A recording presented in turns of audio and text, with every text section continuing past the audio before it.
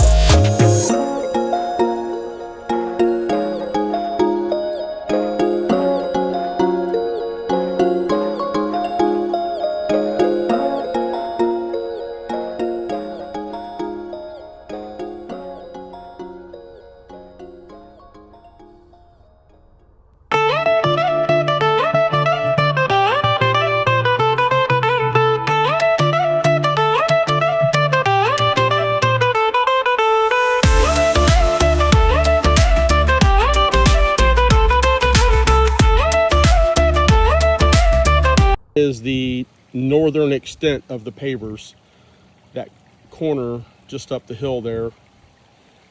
And you can see this little cove here that we've seen in all of the images. The water's reasonably high, but if you start to look here, you can see the collapse of these pavers on the upstream side of the head wall cap. They've dropped in couple 3 inches in some spots, but now I'm heading to the east end of the east cap, and you get to this area here. The pavers have actually dropped in, and the ground is very wet up this hill. This is not as steep as you would think it would be. Very shallow slope, but it quickly rises maybe 5 or 6 feet up toward the fence line. Very wet, very, very wet in this area. So there's a lot of water being generated from this slope that's working its way down this way. And here we can actually see a pool of water. This water's moving.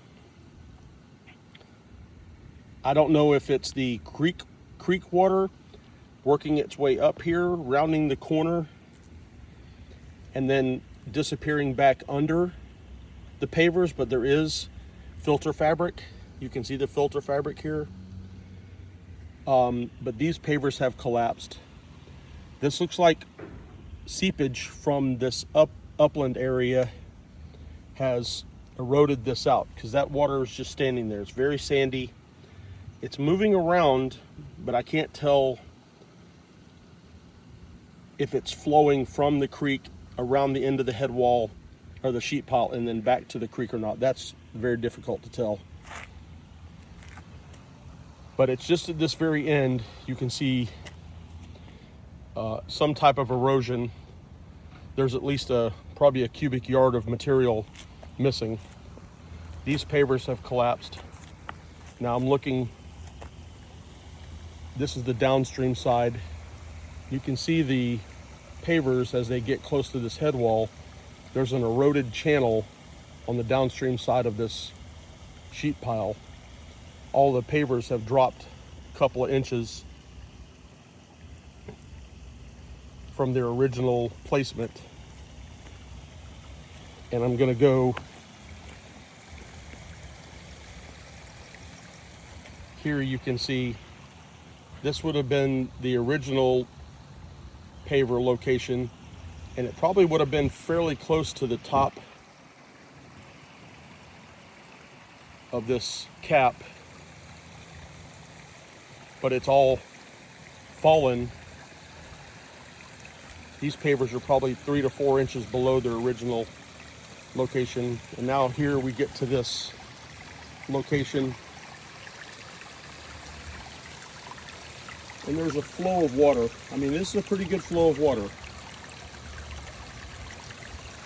I would say on the order of 20 to 30 gallons per minute. You can see the sand deposits under the head wall, and the sand deposits inside of the brick pavers, and you can see where it's depositing downstream, and that water is flowing around, mixing back in with the cascading water coming over the Weir flashboards. Okay, so I've moved over to the west side of the creek, and it's a pretty good shot of the amount of water flowing into that 36-inch corrugated metal pipe there. Now, it's hard to say how much, but I do know there's water moving from this mitered end section of this RCP. I can see the flows coming out.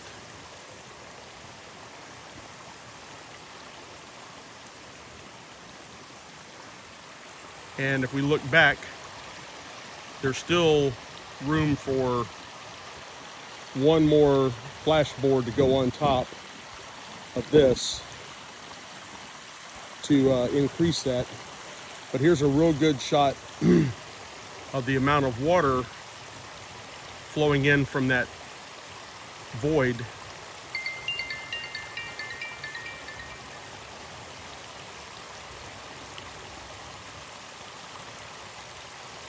So you can see that void there. And previously those pavers would have hidden that void, but now it's exposed, and I'm assuming whatever filter fabric they would have had also dropped. So we're looking at the center of the channel. That's the east side.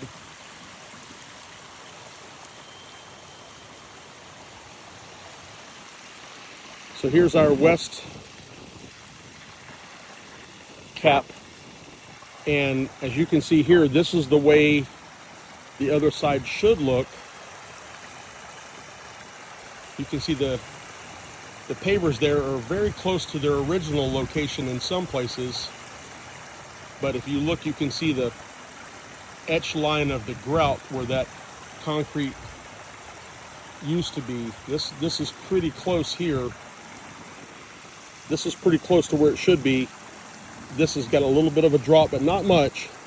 But when you break back going west from here, look at that collapse there. That's dropped about 6 to 7 inches. There's their well point. 4 or 5 inches of drop, 4 or 5, 4 or 5. At the far end, there's about a good 6 inches of drop. And then the bricks that were here were completely dropped in. It's hard to see, but there you go. They're down in the flow. And again, pool of water. Obviously this is groundwater. You can see it seeping out of this face over here, out of this wall. It's hard to tell if there's a flow. There's obviously a flow of water, but it's very minimal. There's voids below these pavers.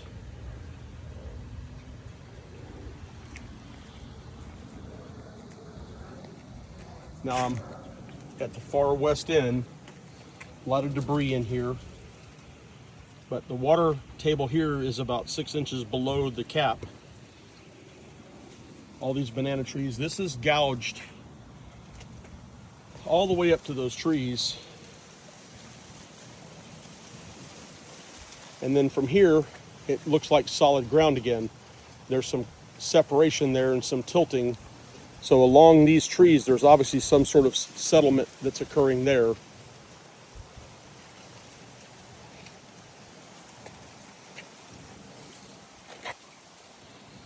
You can see the drop here.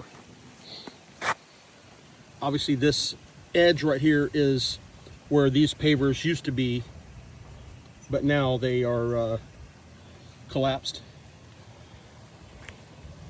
So this is where they used to be, were originally poured.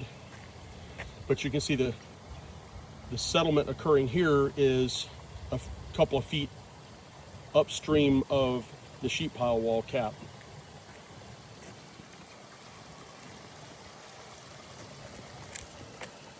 And then here they drop into the water. You might be able to see them pretty good, but they're actually down there in the bottom. I'm assuming there's a nice formed concrete base because there's 2 flashboards are in here now. So you can see those pavers going all the way across. So there's 2 in here now with room for 1 more.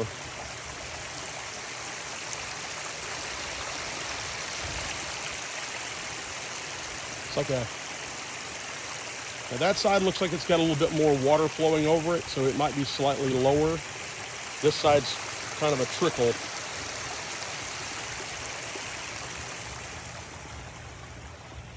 Looking upstream now, you can see the edge of the pavers right here. That's the northern edge. In the tree line there's a couple of 2-inch PVC pipes. Those may be the die points. These pavers don't appear to be changed from their original layout, but it's real spotty. I see some highs and lows and some separation. I think this has been affected some here as well. On the downstream side, obviously there's a big drop here right along the head wall cap, or the sheet pile cap. And you can see how they've broken away, dropping off here. But there is a channel, a cut channel, on this west edge. You can see these pavers have dropped in, and that channel at the base of the slope here gets a little bit deeper. A little bit deeper, you can see them breaking off here. And you can see where the flow line has gone down, flowed at the base of those trees, and eroded that area at the base of the slope, heading off. And there's a little delta of material right out there.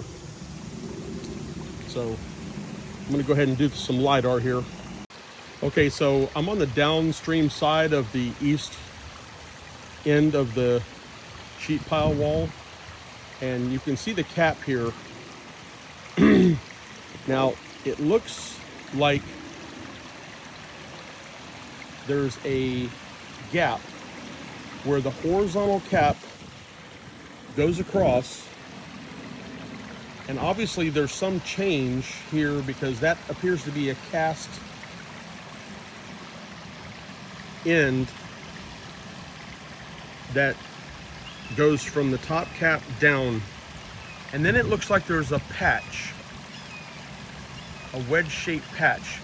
Part of that patch looks like it's gone or missing,